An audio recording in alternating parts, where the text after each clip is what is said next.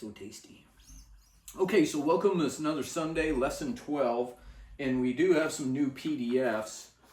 There isn't any on thing, wow, too much Red Bull. There isn't anything on here that's not different than what we've already went over. I've just kind of condensed it. So I put pattern 1, 2, and 3, 1, 2, and 3 in A, E, and B, because we're only going to concentrate on the backing track that's in E. And so A and E are on the first page, and then B is on the second page.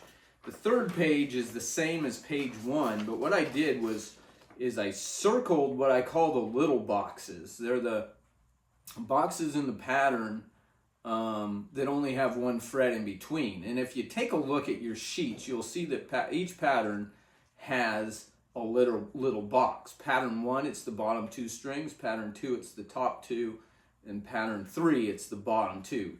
So these are kind of little things that you can use as reference. Remember, the whole point of this course is to learn these patterns. And so we're trying to do whatever we can to kind of get them ingrained. And I put any dot on there that has a black in the middle is part of the chord. We've only learned 2 chord formations, the chord that goes along with pattern 1 and the chord that goes along with pattern 2 and 3. And pattern 2 and 3, you know, say you play it in E, pattern 2 is on the low side of the bar, and pattern 3 is on the high side of the bar. So it's kind of nice when you hit that, you have that little box down here on the bottom 2 on the high side, and then on the top 2 on the low side, and then on the top 2 strings on the high side. So take a little look and just, you know, this is giving you an opportunity to see how these patterns work together. Now what else it does is you can see how they interact with one another. Take, for instance, pattern 3 in E, and look at it. And then take a look at pattern 4 on pattern 1 on A. And you can see they almost are identical. The only difference is on that 9th fret. That's the only difference. So you can see how if you're playing the chord form for patterns 2 and 3, and when it's time to switch to A, you have your pattern 1 A right there. So what it looks like is you have E here, and pattern 2 and 3, but 3. And then when you switch to A is just right there, so there's hardly any change. And so you can see, if you take a look at this is the reason I put them all together, is how they interact with one another and how close they are. So the whole point of it is to make it so that you're starting to see these patterns, and they're all based off of chords. So when you play pattern 1,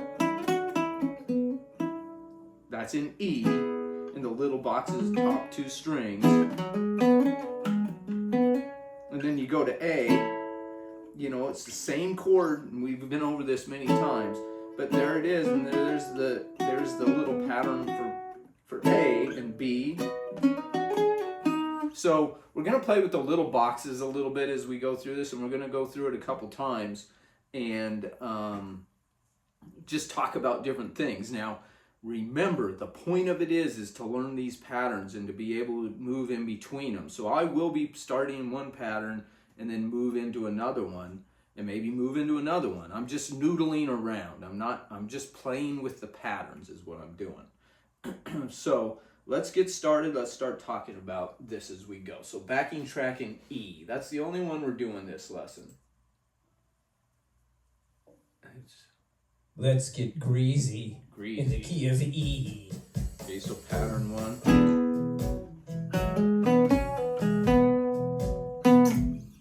Stay in that loop. A. Go to A. E.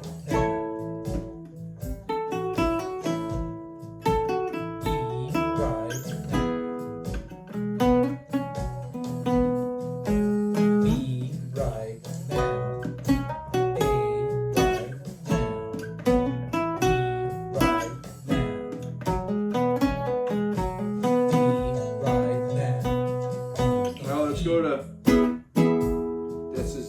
different pattern 2 and 3 pattern or chord.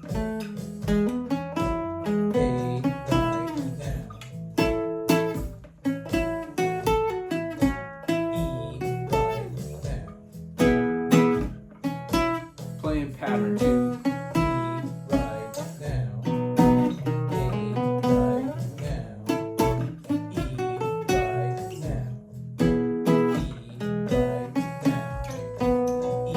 Okay, so let's do pattern 3 now. So here's our chord.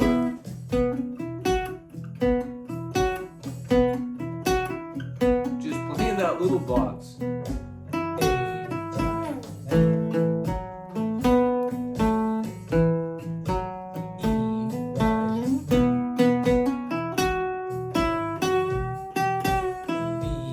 B.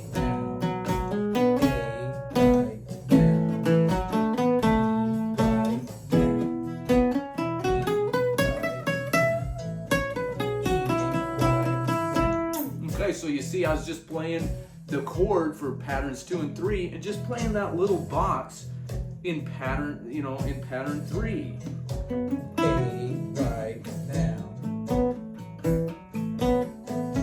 Oh, I went down to that other string. I broke out of that little box.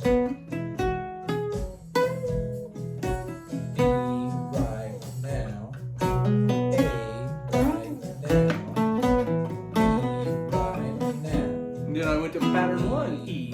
So switch, mix and match and have fun and just noodle to your heart's content.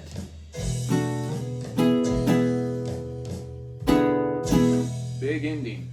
Okay, so what do you think of that? So the little boxes give you a little something, E.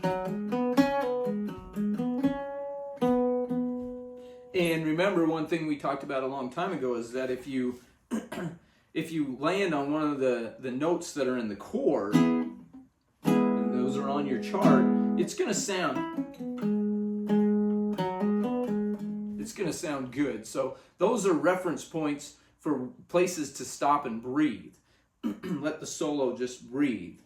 Okay, we didn't do too much of the little box on pattern 2, so let's add that in. Let's do this thing again.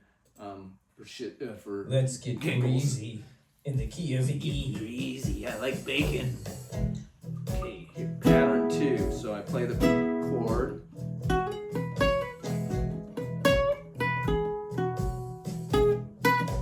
A, right, E, right now. E.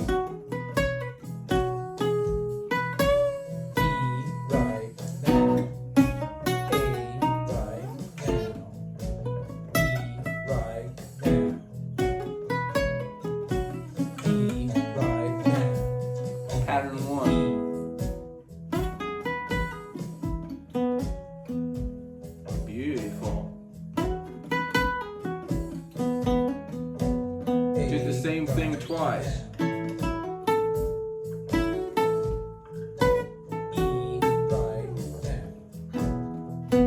Pattern 3. Pattern 3B.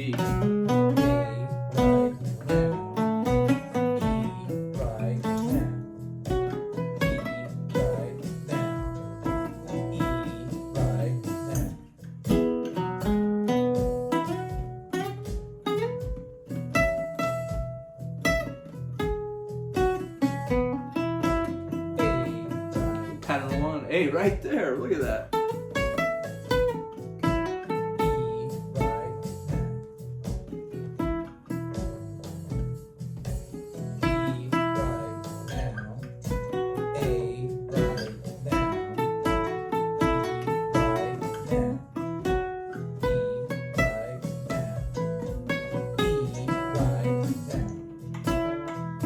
Just one note. Just hang on that thing, man. Just let it get greasy, like we were talking about. Small box pattern 1. One note.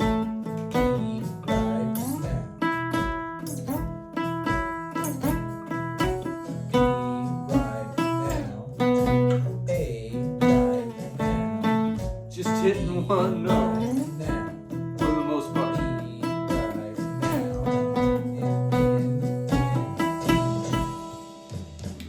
So just a lot to noodle around with and have fun with the thing.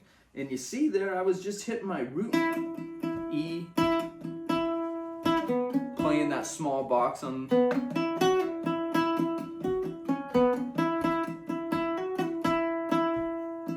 And then A's right there, you know, to go to A, I could.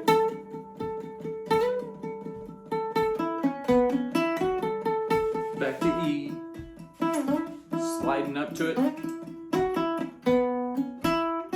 B,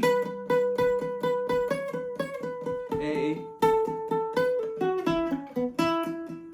So you don't have to be fancy, and you're not really gonna get too much progress done just hitting one note. But I'm just showing you, demonstrating that you don't always have to be hitting a different note each time, you know,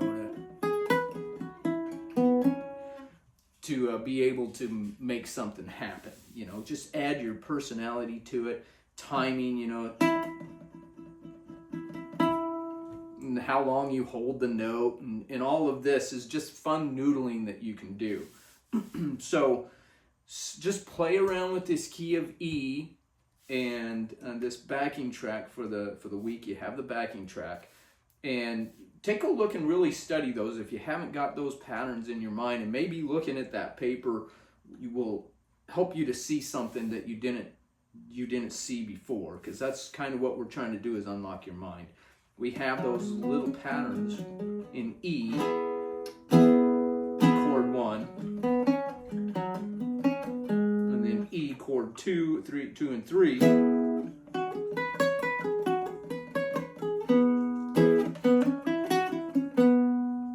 And the same with A. Now A, you play down here, so that's the chord 2 and 3 position there. You just don't have enough room up here to play all of chord position 2. That's why we don't play that chord position 2 up here. But when it's time to go to pattern 3 in A, you do play this A. So it's kind of neat, because you know you're playing.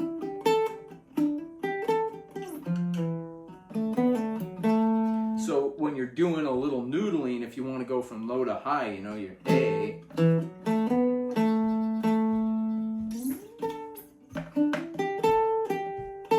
You know, and you can do that in order to just give some variety.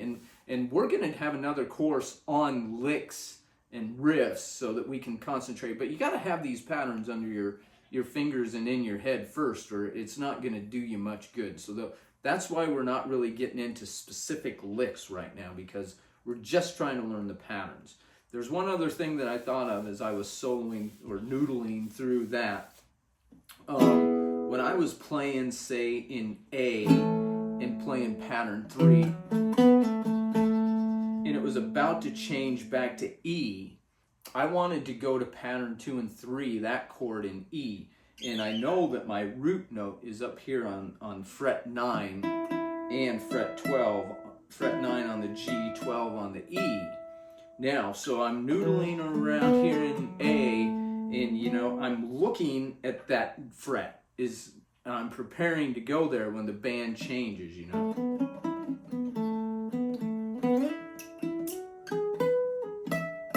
You know, so you need to be aware of where your roots are on the fretboard so that you can slide up and down. You know, if I was here and we were going to go to B, I need to know that my B note is on that 4th fret. So, and I slid to A there. So it's very important, all the stuff, this groundwork that we laid, our goats are making noise. All the groundwork that we laid before, you know, in our philosophy, one note, E, that one chord, and then the pattern. Also one note, E, the chord, and then the patterns. So that's what we've been doing up till now. So if you know that stuff, then you're doing really well. So play with the key of E, get comfortable with it. There's also that track that me and Waylon did, the 1,000 Miles. I did a bonus lesson, but there is a video for it, and I'll put it in the description. That's in the key of E too, so that fits right along with what we're doing here. So you have the backing track, And then you have that song with me and Waylon, the Dwight Yoakam song that you can play along with. Next week we're going to start level 4, and we're going to add another chord formation and of course pattern number 4. So good stuff. Keep on playing and enjoy the process. Don't let yourself get too frustrated. If you have questions, hit me up. There was one thing, please subscribe to the channel. If you subscribe, you're doing me a solid, and I appreciate that. And you can also donate and support, you know, with some money if you feel free to do that. I sure wouldn't complain about that either. That's a buy me a coffee link. So thank you so much. That's why we keep these lessons free for everyone, is because folks donate, and so then the masses get to have these lessons free. And we're going to keep doing that as long as, you know, as long as it's working, it's working. No need to change the tires when the tires aren't bald. Okay, so I'll see you next Sunday, level 4, pattern 4. Until then, keep on playing.